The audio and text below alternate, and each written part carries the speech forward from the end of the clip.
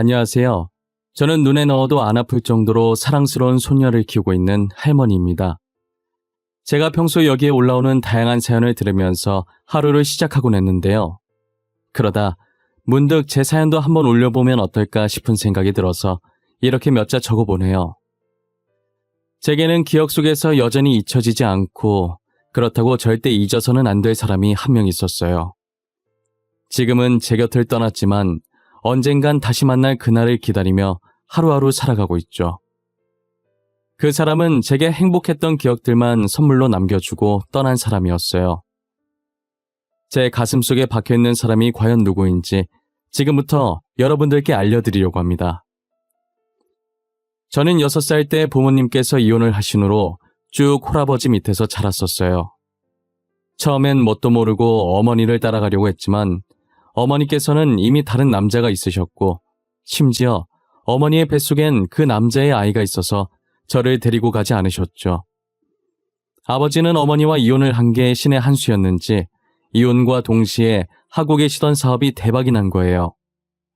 그래서 저는 아버지 덕분에 유년 시절을 부족함 없이 하고 싶은 것 하며 잘 보냈던 것 같아요. 중학생이 되었을 때 사춘기 시절 어린 마음에 부모님께서 이혼한 게 창피해서 숨기고 다녔었어요. 혹시나 부모님이 이혼하신 걸 친구들한테 들키게 될까봐 저희 집에 친구도 데리고 오지 않았었죠. 아버지는 제가 어떤 마음이고 어떤 행동을 하시는지 다 알고 계셨지만 모르는 척 해주셨더라고요. 제가 사춘기가 끝난 후에 뒤늦게 그 사실을 알고 죄송한 마음에 얼마나 많이 울었는지 몰라요. 어머니와 이혼하고 믿고 의지할 사람은 저밖에 없었을 텐데 저까지 혼자 남은 아버지를 창피해야 하니 저만 바라보며 살아온 아버지께서 혼자서 얼마나 속상했겠어요.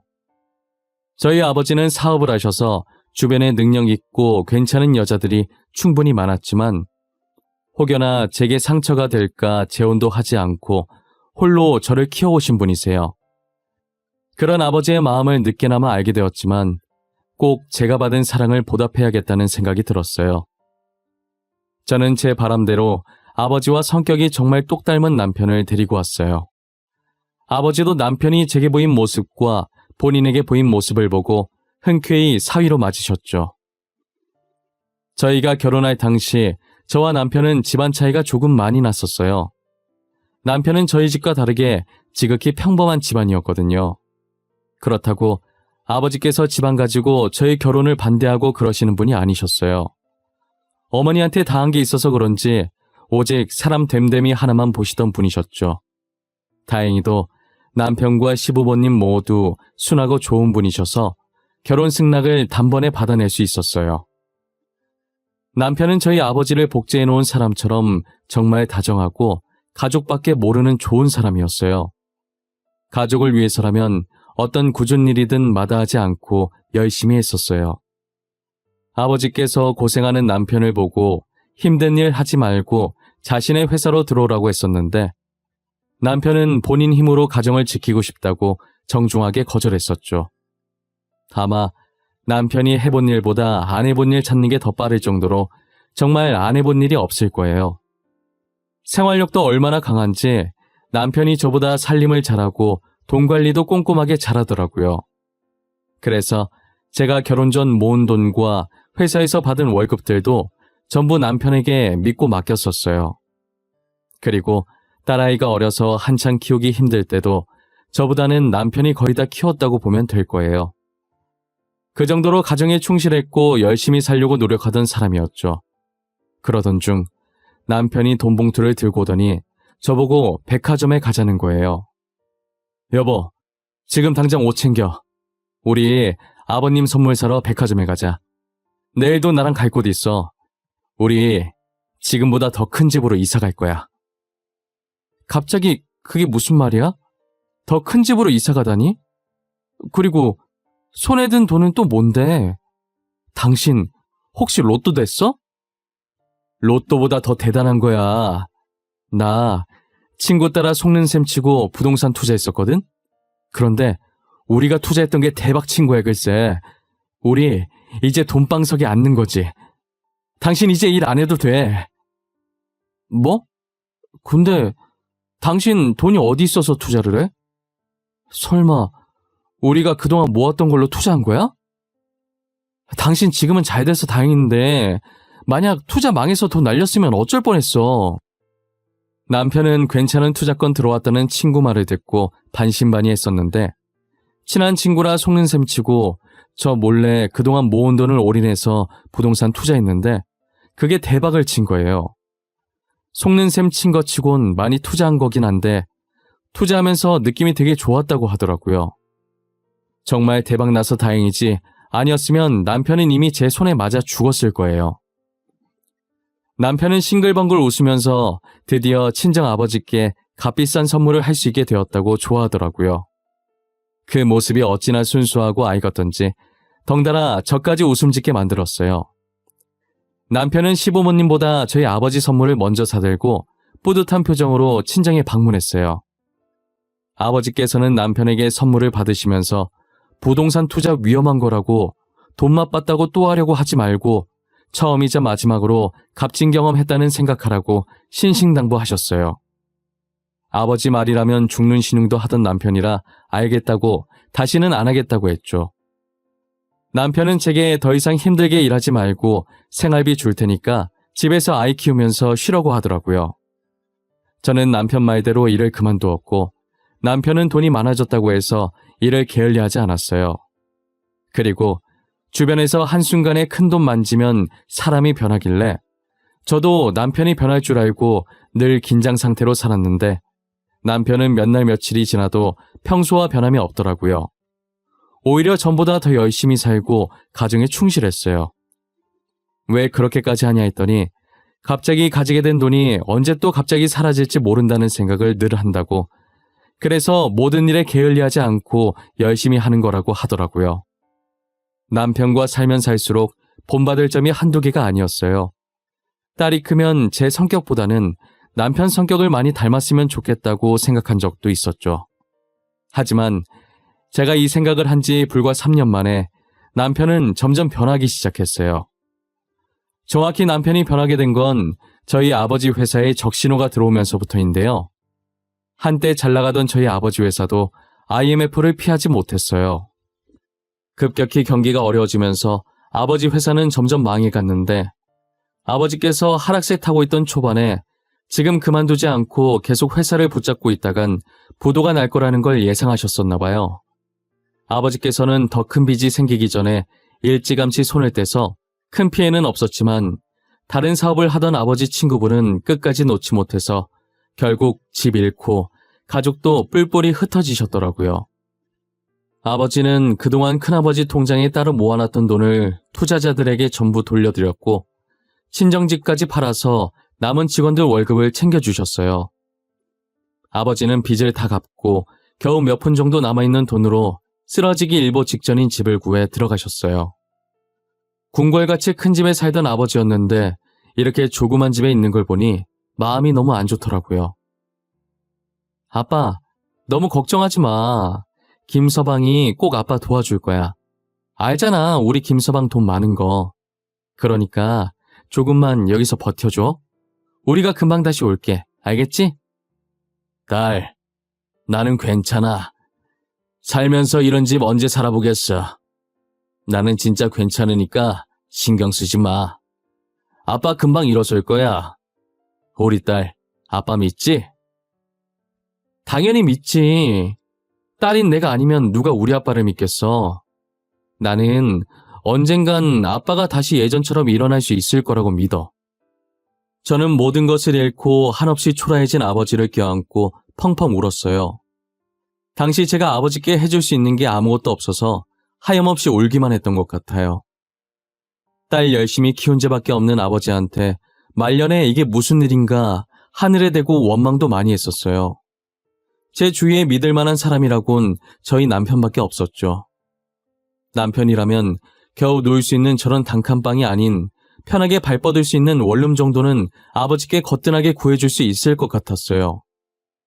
저는 남편에게 제발 한 번만 우리 아버지를 좀 도와달라고 애원하듯 간절히 요청했지만 남편은 제게 살면서 처음으로 정색을 하며 제 부탁을 완강히 거절하더라고요. 여보, 우리 아빠 한 번만 도와주면 안 될까? 그동안 아빠 혼자서 나 키우느라 많이 힘드셨어. 같이 살면서 내가 모은 돈 있으니까 제발 한 번만 도와줘, 응? 방금 뭐라고 하는 거야? 나보고 장인어른 집을 해달라는 거야? 당신이 그동안 나한테 돈을 주면 얼마나 줬다고 장인어른 집을 해달래? 차라리 벼룩의 간을 빼먹어. 여보, 왜 그래? 당신 이런 사람 아니었잖아. 갑자기 무섭게 왜 그래?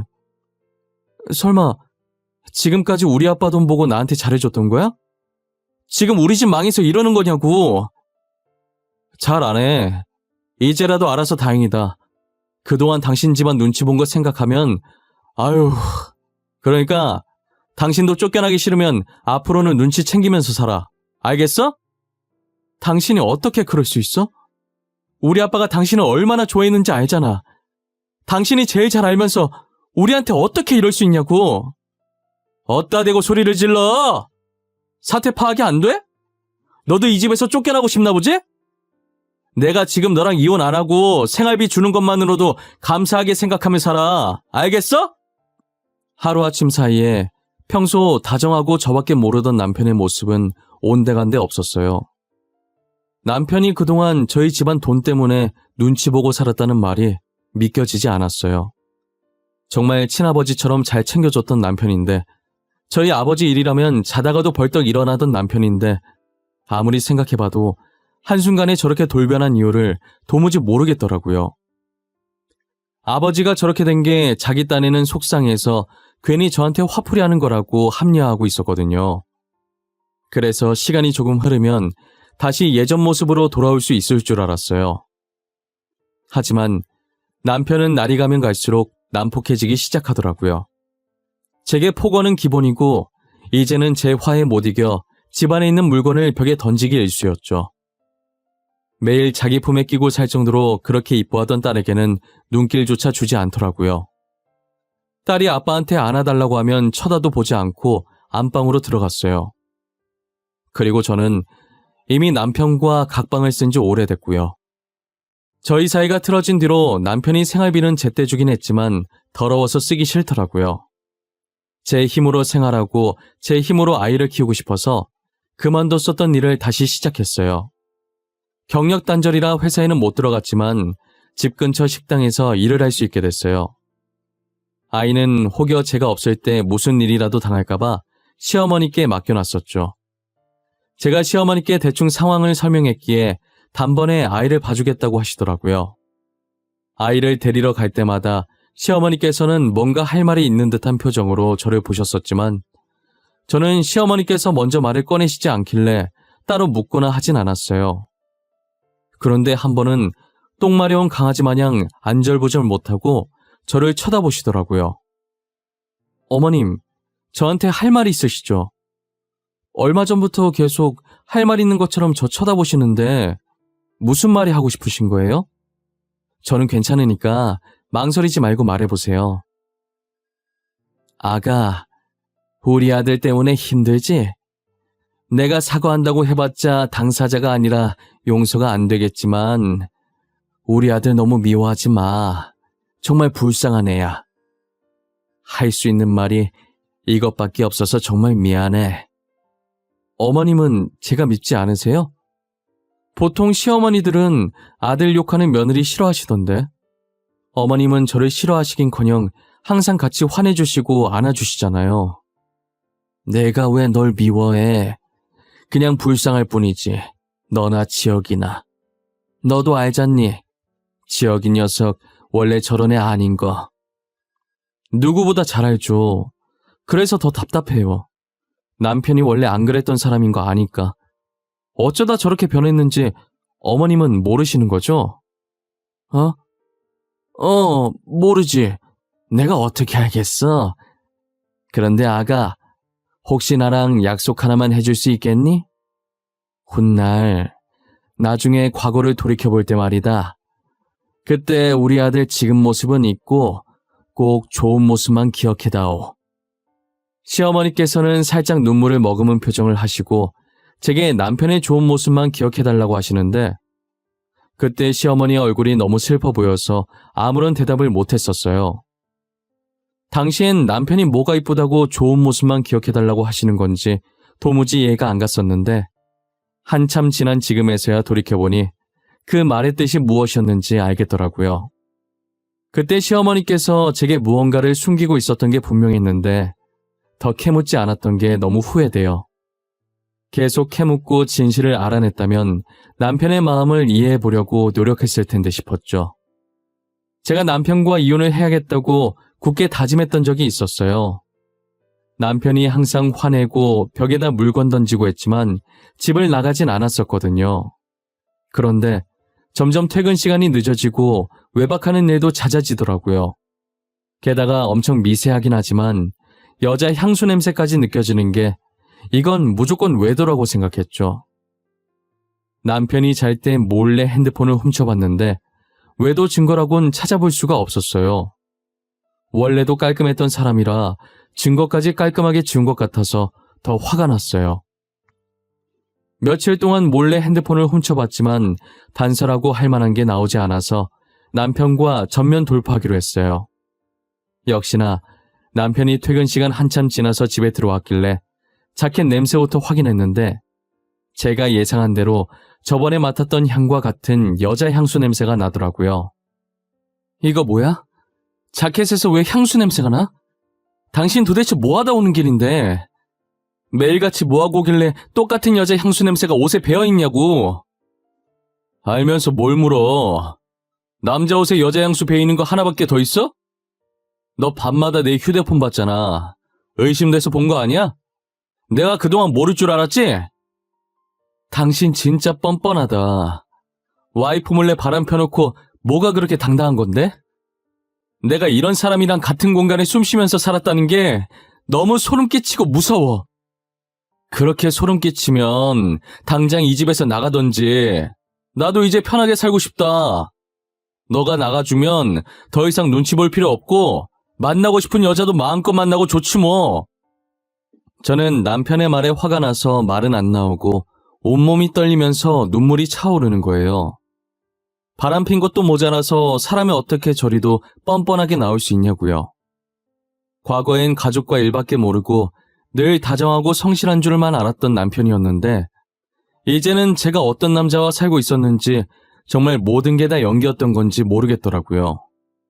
저는 눈물을 흘리지 않으려고 이를 악물고 그대로 아이를 데리고 집을 나와버렸어요. 아무런 대책도 없이 홧김에 무작정 집을 나오긴 했는데 갈 곳이 한 군데도 없더라고요. 게다가 딸아이도 오래 걸어서 다리가 아프다고 집에 가자며 칭얼거리기 시작하는 거예요. 저는 딸아이를 안아들었고 또 하염없이 걷다가 익숙한 길에 발길을 멈추고 보니 시댁 앞이더라고요. 시댁 앞에서 들어갈까 말까 한참을 고민하고 있었는데 분리수거하러 나오신 시어머니와 마주쳤고 시어머니께서는 놀란 눈으로 저를 보시고 얼른 들어오라고 하셨죠. 저는 시댁에 발을 들이자마자 참았던 눈물이 왈칵 쏟아지더라고요. 친정아버지는 안 그래도 걱정 많으실 텐데 거기에 제 걱정까지 더해질까봐 차마 친정엔 갈 수가 없었고 결국 제가 찾아온 곳이 남편의 부모님이 계신 시댁이라는 생각에 눈물이 났던 것 같아요. 시어머니는 우는 저를 따뜻하게 안아주셨고 시아버지는 제가 우는 소리에 놀라서 달려오셨어요.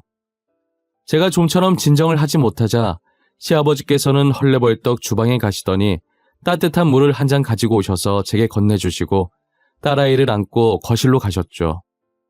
저는 시아버지께서 주신 물을 마시며 어느 정도 진정이 됐고 시어머니께서는 다 알고 있다는 듯이 아무것도 묻지 않으시고 가만히 제 등만 토닥거려 주시더라고요. 죄송해요. 친정아버지는 가뜩이나 신경 쓸 일 많으실 텐데 저까지 걱정 끼치게 하고 싶지 않아서. 염치 없는 거 아는데 제가 정말 여기 말곤 갈 곳이 없더라고요. 우린 괜찮아. 잘 왔어. 언제든 와도 돼. 자고 가도 되고 당분간 손녀랑 여기서 지내도 되고 너 편한 대로 해. 우린 손녀 재롱도 보고 좋다. 그러니 우리 걱정은 하지 말고 편히 지내. 그럼 당분간만 여기서 지내도 될까요? 딸이랑 살 곳 구해질 때까지만요. 어머님께 이런 말씀 드리기 죄송하지만 저 더 이상은 남편이랑 못 살겠어요.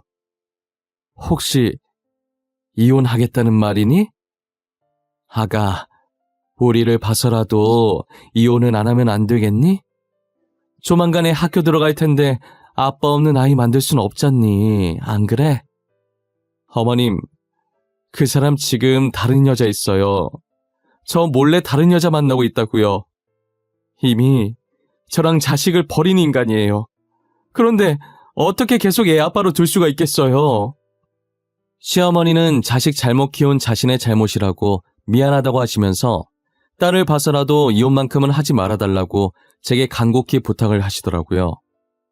남편 없는 셈 치고 제가 뭐라고 살든 상관없으니까 제발 이혼만은 하지 말아달라고 하시는데 시어머니께서 왜 그렇게까지 부탁을 하시는지 저는 도무지 이해가 안 갔어요. 이혼하고 각자 사는 거나 이혼 안 하고 각자 사는 거나 똑같은 거 아닌가 싶고 오히려 이혼하고 사는 게 더 깔끔하고 마음 편하지 않나 싶었거든요. 계속되는 시어머니의 설득에 저는 결국 이혼을 하지 못하고 있었어요. 딸아이가 지금 너무 어리니 조금 더 크면 이혼을 하기로 마음먹었죠. 너무 제 생각만 하고 이혼을 했다간 딸이 이혼 가정이라고 친구들한테 놀림받을 것 같고 그러다 보면 딸이 상처받을 것 같다는 생각에 이혼을 미루게 된 거예요. 딸아이가 없었다면 시부모님께서 아무리 제게 부탁하셔도 저는 바로 이혼을 했을 것 같아요. 제가 시부모님 댁에서 지낸 지 이제 2주 정도 됐을 때쯤 저희 친정아버지 생신이 다가온 거예요. 저는 생일상을 차려드리기 위해 아침부터 부랴부랴 장을 봐서 친정아버지께 갔어요. 일부러 제 몰골 보면 신경 쓰이실 것 같아서 남편과 사이가 안 좋아지고 나서 보질 못했었어요. 아버지 회사 망하면서 뒤늦게 고생한다고 많이 야위어진 건 아닐까 엄청 걱정했는데 제 걱정과는 다르게 얼굴에 윤기도 흐르고 살도 조금 찌셨더라고요. 아빠 고생하는 줄 알았더니 아닌가 보네? 살 너무 찐 거 아니야? 얼굴 반질반질한 게 윤기 흐르는 거 봐. 되게 잘 살고 있네? 괜히 걱정했잖아. 내 걱정은 하지 말라고 했잖아. 나 혼자서도 엄청 잘 먹어. 사업했을 때보다 더 잘 먹는 것 같다니까. 그러니까 제발 내 걱정은 하지 마. 잘 먹는다니 다행이네. 근데 저 머플러는 뭐야? 누구한테 받은 거야? 내가 제일 먼저 생신 축하하러 온 거 아니었어? 딸님이 분발해야겠네. 이거? 친구가 어제 간만에 친구 만났는데 내 생일인 거 기억을 하더라고. 그래서 선물이라면서 줬어. 참, 내가 살다가 남자한테 머플러 선물을 다 받아본다니까. 그래? 근데 아빠 생신이라고 들떴나 봐? 흥분해서 말 더듬네. 늙으면 애 된다더니 우리 아빠 벌써 애 됐나 봐. 아버지께서 선물 받은 머플러를 해보면서 저를 향해 입은 웃고 계시지만 반대로 눈은 참 슬퍼 보였어요. 무슨 일이 있는 것 같아 보이지만 생신이니까 기쁜 날 분위기 망치고 싶지 않아서 못 본 척 넘겼어요. 간만에 아버지와 둘이서 나란히 앉아 오붓하게 생일상을 먹고 이런저런 이야기를 나누다가 그날따라 이상하게 자고 가고 싶어서 아버지 집에서 하룻밤 잤었어요. 그러고 다음날 아침 일찍 휴대폰이 시끄럽게 울리기 시작했고 번호를 보는 순간 쎄한 느낌이 들었어요. 조심스럽게 전화를 받았는데 스피커 너머로 다급한 여자의 목소리가 들리더라고요. 제게 전화를 건 사람은 대학병원 간호사였고 남편이 지금 의식을 잃은 채 구급차에 실려왔는데 상태가 심각해서 위급한 상황이라고 하는 거예요. 저는 그 말을 듣고 놀란 나머지 신발도 제대로 신지 못하고 택시를 잡아서 바로 병원으로 향했어요. 병원에 도착하자마자 급하게 아무 간호사나 붙잡고 남편 어디 있냐고 했는데 지나가던 다른 간호사가 남편 이름을 듣고 아내분이시냐면서 저를 끌고 가더라고요. 저는 한 침대 앞에 도착했고 침대 위에는 하얀 천에 덮여있는 한 남자가 있었어요. 간호사는 제게 남편이 암 말기였고 제가 도착하기 직전에 사망했다고 하더라고요. 사망한 지 얼마 안 되어서 지금 말하면 남편이 들을 수 있을 거라고 말해보라는데 입이 안 떨어지는 거예요. 말을 못하고 주춤거리는데 곧이어 시부모님께서 도착해 하얀 천에 덮인 남편을 보고 대성통곡을 하셨죠. 시어머니는 한참을 울다가 쓰러지셨고 저는 꿈일 거라고 아니라고 되뇌면서 병원을 나왔던 것 같아요. 저는 곧장 저희가 살던 집으로 향했고 아무도 없는 텅 빈 집에서 꽤 오랫동안이나 남편 이름만 외치면서 여기 있는 거 다 아니까 장난 그만 치고 나오라고 소리쳤던 것 같아요. 아무리 불러도 남편의 대답은 들리지 않았고 저는 힘없이 그 자리에 주저앉아 버렸죠. 주저앉아 울고 있다가 무심결에 바닥 쪽을 봤는데 쪽지 하나가 화장대 밑에 들어가 있더라고요. 일어날 힘도 없어서 화장대까지 기어가 손을 화장대 밑으로 넣어서 쪽지를 빼냈어요. 꼬깃꼬깃한 쪽지를 펴니 삐뚤빼뚤한 남편 글씨체가 한 페이지 가득 차 있더라고요.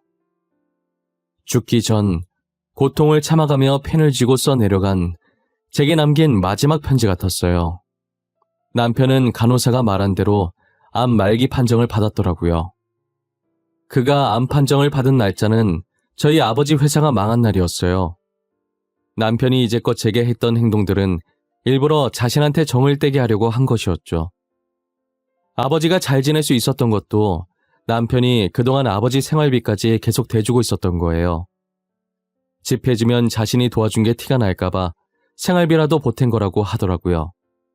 시부모님께도 저희 아버지께도 암 사실을 밝히고 저한테는 비밀로 해달라고 한 거예요. 전날 아버지께 머플러 선물해줬던 사람도 남편이었죠. 그 와중에 아버지 생신은 축하해드리고 갈 수 있어서 다행이라고 적어놨더라고요. 제가 그 부분을 읽고 얼마나 울었는지 아무도 모를 거예요. 남편은 죽기 전날까지도 저희 아버지와 제 걱정뿐이었어요. 아버지와 제가 자신 때문에 너무 오랫동안 슬퍼하지 않았으면 좋겠다고, 그동안 힘들게 해서 미안하다고, 이렇게라도 해서 자기는 그냥 성질 더럽고 바람이나 피고 다니는 못된 남편으로 기억되고 싶다고요. 편지를 쓰면서 울었던 모양인지 중간중간에 편지지가 동그랗게 젖어 있고 글자도 번져 있더라고요. 저는 남편의 마지막 편지를 다 읽고 숨이 넘어갈 정도로 울었던 것 같아요. 아마 제가 지금까지 살면서 제일 많이 울었던 날이 저 때가 아닐까 싶습니다. 한동안 울다가 남편의 마지막 가는 모습을 봐야겠다는 생각에 정신을 부여잡고 장례식장으로 향했어요. 장례식장에 도착한 제 몰골을 보자 시어머니는 제 손을 꼭 잡으시더라고요. 아가, 그동안 말 못해서 미안하다. 지혁이가 너는 절대 알면 안 된다고 사정을 해서. 말하고 싶었던 순간도 많았지만 우리 아들 마지막 소원이라는데 들어줘야 하지 않겠니? 그래도 말해주셨어야죠. 전 그것도 모르고 남편 얼마나 원망했는데. 어머님도 아시잖아요. 왜 절 이렇게까지 나쁜 사람 만들어요? 왜? 미안하다. 내가 미안해. 지혁이가 너 이럴 줄 알고 그랬던 거야. 네가 이렇게 힘들어할 줄 알고. 우리 지혁이 마음도 생각해줘야지. 응? 아까 간호사가 마지막으로 남편한테 할 말 있으면 하라고 했을 때 사랑했고 고마웠다고, 더 이상 내 걱정하지 말고 편하게 가라고 말할걸. 그거 한마디 못해주고. 저와 시어머니는 서로 부둥켜 안고 장례식장 떠나가라 울었던 것 같아요. 저희 아버지도 제게 다가와서 그동안 말 못해서 미안하다고 하시는데 처음으로 아버지가 미워 보였어요. 아버지는 차라리 자신을 미워하라고, 남편이랑은 좋았던 기억만 생각하라고 하시더라고요. 저는 남편이 남긴 편지를 보는 순간 안 좋았던 기억은 다 잊은 상태였어요. 제 가슴 속엔 남편에 대한 그리움과 미안함과 고마움만 남아있었죠. 장례식을 끝마치고 남편의 재산을 정리하는데 사망보험금과 재산이 다 제 앞으로 와 있었어요. 남편은 처음이자 마지막으로 부동산 투자를 하고 손 뗀 줄 알았는데 몰래 계속하고 있었던 모양이에요. 재산을 상속받아봤는데 금액이 어마어마하더라고요. 거기다 크진 않지만 위치가 좋아 땅값이 좀 나가는 조그만 건물 하나도 있었어요. 자신이 세상을 떠나면 딸아이를 혼자 키워야 할 저를 위해 열심히 재산을 불려놓고 있었던 거예요. 저는 할머니가 된 지금까지도 남편이 남긴 재산을 1원도 건들지 않고 있어요. 저희가 살았던 집은 팔고 싶지가 않아서 저희 친정아버지가 돌아가실 때까지 함께 살았다가 지금은 딸도 결혼해서 저 혼자 외손녀 봐주면서 살고 있어요. 그리고 조그만 건물의 1층은 저희가 가게를 하나 차려서 딸아이가 클 때까지 제가 운영하다가 지금은 딸아이가 운영하고 있고 2, 3층엔 원룸을 만들어서 월세를 받으며 생활하고 있죠. 저는 아직도 저의 결혼 사진을 침대 옆 협탁에 세워놓고 날마다 사진을 보면서 이야기를 나눠요. 왠지 남편이 제 옆에서 제가 하는 얘기들을 듣고 있을 것만 같거든요. 벌써 20년이 넘게 흘렀는데 여전히 다정하고 성실했던 남편이 생각나서 너무 그립고 보고 싶어요. 훗날 남편과 다시 만나게 되는 날이 오면 잊으라고 했는데 왜 안 잊었냐면서 남편한테 혼날 것 같아요. 그래도 자신을 미워하지 않고 좋은 추억으로만 기억해줬다고 내심 고마워하겠죠? 지금까지 저의 긴 사연을 들어주셔서 감사합니다. 다들 건강하시고 행복한 하루 되시길 바랄게요.